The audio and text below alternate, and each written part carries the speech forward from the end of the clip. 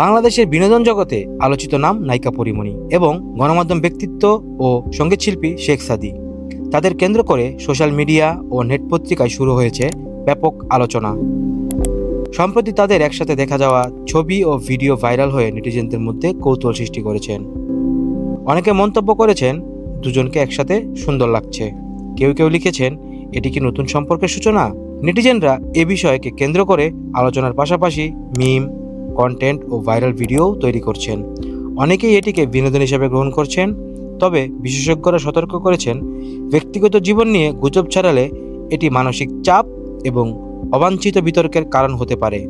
পরীমনি ও শেখ সাদীর সম্পর্কের নিয়ে social media ও নেটিজেনদের মধ্যে ব্যাপক আলোচনার ঢেউ চলছে।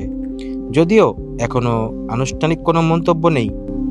বিষয়টিকে শেখ সাদী গুজব বলে চালিয়ে দিয়েছেন, কিন্তু পরীমনির পক্ষ থেকে কোনো মন্তব্য আসেনি।